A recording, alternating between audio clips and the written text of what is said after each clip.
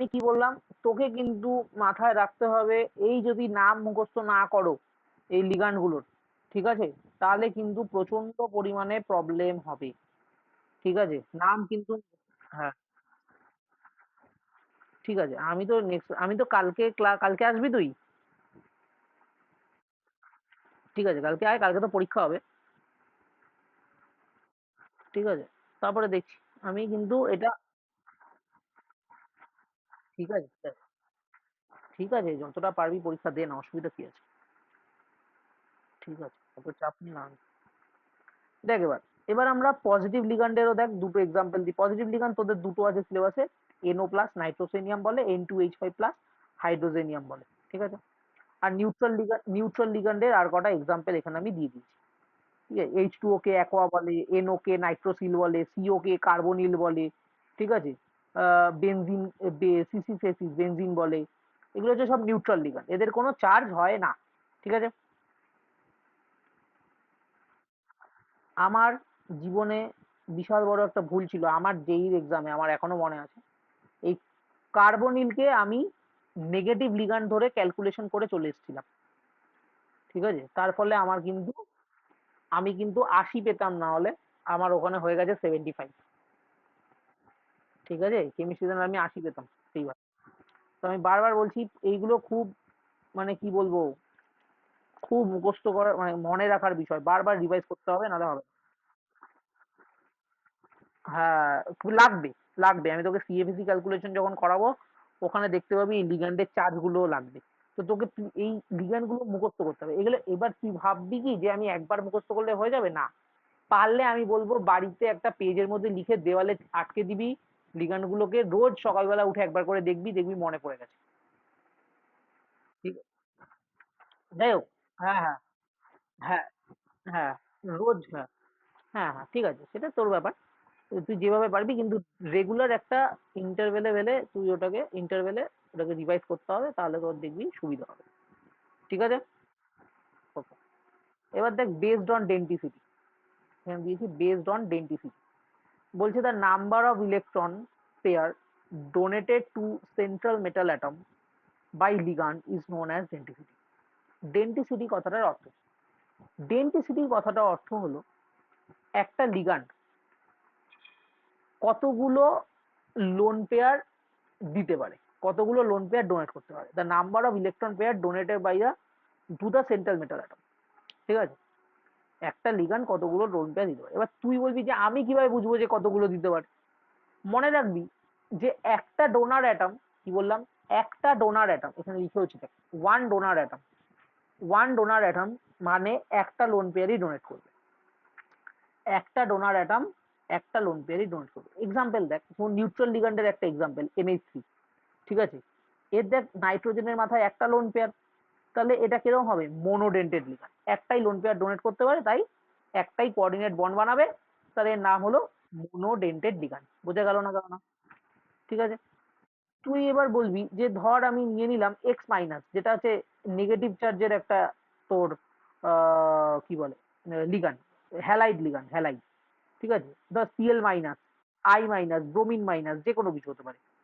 এবার তুই বলতো একটা ব্রোমিনের লাস্ট শেলে কটা ইলেকট্রন থাকে? 7টা। যে কোনো হ্যালোজেনের 7টা ইলেকট্রন থাকে, তাই তো? এবার যদি লিখেছি যে ক্লোরিন মাইনাস, তাহলে এখন লাস্ট শেলে 8টা ইলেকট্রন আছে, তাই তো? তাহলে টোটাল আমার এরকম 1 2 3 4, চারখানা লোন পেয়ার থাকবে না? তাহলে তুই বলবি যে ও ও কত ডেন্টেড হবে? টেট্রাডেন্টেড হওয়া উচিত ছিল কি হইল না? এই যে বোকা, এই যে বোকামি করে দিলি, উচিত ছিল না। এই যে বোকা, এইমাত্র বললাম one donor atom, one lone pair, একটা অ্যাটম ম্যাক্সিমাম একটাই লোন পেয়ার ডোনেট করতে পারে। চারটে আছে ঠিকই, কিন্তু ডোনেট করবে কটা? একটাই লোন পেয়ার ডোনেট করবে। বোঝা গেল না? গেল, গেল, বোঝা গেল। আচ্ছা, এবার দেখবি এই যে মনোডেন্টেড লিগ্যান্ড, একটা এক্সাম্পল দিয়ে দিয়ে লিখে দিয়েছি যে যারা একটা লোন পেয়ার ডোনেট করে। এরপরে দেখ বাইডেন্টেড লিগ্যান্ড, যাদের মধ্যে দুটো ডোনার অ্যাটম থাকে, মানে ওই লিগ্যান্ড গুলো একটাই লিগ্যান্ড, বাট দুখানা ডোনার অ্যাটম আছে। যেরকম এ দেখ, ইথিলিন ডাইয়ামিন। ঠিক আছে, ইথিলিন ডাইয়ামিন, ইথিলিন ডাইয়ামিন দেখতে এরকম হয়, দেখ CH2 এদিকে NH2 ঠিক আছে। এই NH2 আর এই NH2 লোন পেয়ার থাকবে, তারা একটা মেটাল আয়নকে ডোনেট করবে। এ দেখ এখানে পাশে দেখি, যে দেখ এই যে এই NH2 থেকে একটা ডোনেশন যাচ্ছে আর এই NH2 থেকে একটা ডোনেশন যাচ্ছে, দেখতে পাচ্ছিস? হ্যাঁ, তাহলে দেখ এরা কি হলো, বাইডেন্টেড লিগ্যান্ড। দুটো করে ডোনেশন করে, তার মানে কি হয়ে গেল, বাইডেন্টেড লিগ্যান্ড। বোঝা গেল না, গেল না? আচ্ছা, আরেকটা জিনিস লক্ষ্য করে দেখ, এর মাঝখান থেকে তুই একটা প্লেন অফ সিমেট্রি বের করতে পারিস, দেখতে পেয়েছিস? সমান ভাগে ভাগ করা যায়। তখন এইসব লিগ্যান্ডদের আমরা বলি সিমেট্রিক্যাল লিগ্যান্ড। কি বলি বাবা? Symmetrical ligand. ঠিক আছে, সিমেট্রিক্যাল লিগ্যান্ড। আর দেখ, ও যখন মেটালের সাথে বন্ড, হ্যাঁ সিমেট্রিক্যাল। আর যখন মেটালের সাথে বন্ড করেছে, দেখতে পাচ্ছিস এখানে একটা রিং তৈরি হয়েছে, এখানে একটা রিং তৈরি হয়েছে, দেখতে পেয়েছিস? এবার রিং, হ্যাঁ রিং তৈরি হওয়ার মানে, যেসব লিগ্যান্ড বন্ড করে রিং তৈরি করতে পারে তাদেরকে আমরা আরেকটা নাম দিই, সেটার নাম হচ্ছে চিলেটিং লিগ্যান্ড। কি নাম?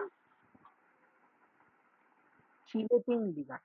চিলেটিং লিগ্যান্ড কি হয়, এটা জিনিস এখন মাথায় রাখ, যে একটা স্ট্রেট চেন কম্পাউন্ডের থেকে কোনো যদি একটা এরকম রিং তৈরি করতে পারি, তার স্টেবিলিটি হালকা বেড়ে যায়। তো চিলেশন করলে তার স্টেবিলিটি ইনক্রিজ পায়।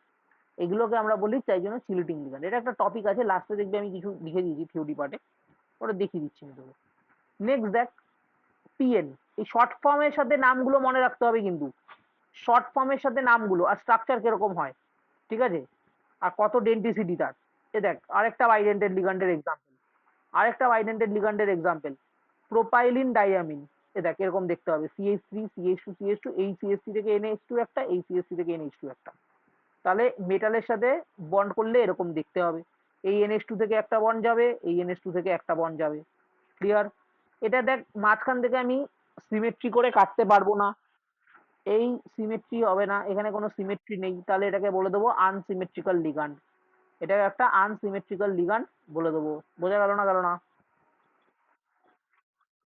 আচ্ছা, তুই এবার তোর আমি ওদেরকেও দেখিয়ে দিই। দেখ এখানে প্রচুর এক্সাম্পল, দেখ ট্রাইমিথাইল ডাইয়ামিন, বিউটালিন ডাইয়ামিন, ঠিক আছে, oxalate, acetic acetyl acetate, acetyl acetonate, ACA, AC minus, acetyl acetonate, ঠিক আছে, ঠিক আছে, DMG, ডাইমিথাইল গ্লাইঅক্সামেট, ঠিক আছে, GLY মাইনাস, গ্লাইসিনেট, ঠিক আছে, DIPY, এটা হচ্ছে ডাই পাইরাডাইল, OPHEN, ওফেন, এটা হচ্ছে অর্থো ফিনান্থ্রোনিন, N dash die ethyl ডাইথায়োকার্বামেট ion, স্যালিসাইলডিহাইড, হেনা তেনা প্রচুর এক্সাম্পল আছে। মোটামুটি 14টা এক্সাম্পল আমি লিখে দিয়েছি। এবার তুই ভাবছিস যে 14টা এক্সাম্পল তো লিখে দিয়েছো, আমি কি এতগুলো মনে রাখবো? আমার মনে থাকবে না এতগুলো, অসম্ভব মনে থাকা, মানুষের পক্ষে সম্ভবই না। ঠিক আছে, তুই কত মনে রাখবি? কিন্তু তোর মাথায় যেন থাকে এরকম কিছু নামের থাকলে আমি এটাকে বাইডেন্টেড বলতে পারবো। ম্যাক্সিমাম টাইম দেখবি খুব চেনাশোনা লিগ্যান্ড দিয়েই পরীক্ষায় দেবে। তুই যখন কোয়েশ্চেন অ্যান্সার ঘাটবি না, তখন বুঝতে পারবি যে ওই একই টাইপের লিগ্যান্ড রিপিট করছে। বাইডেন্টেড হলে ওই টাইপের লিগ্যান্ড দিয়ে বেশিরভাগই দেখবি ওই প্রথম দিকের যেগুলো থাকে, ঠিক আছে, বেশিরভাগই দেখবি ওই প্রথম দিকের যেগুলো থাকে ওগুলো থেকে রিপিটেশন হয়। এই যে এগুলো যে দেখালাম, এই যে EN, TN, BN, oxalate, acetyl acetate, DMG, গ্লাইসানেট, এই যে এই গ্লাইসানেট 8টা অবধি মুখস্থ করবি একদম।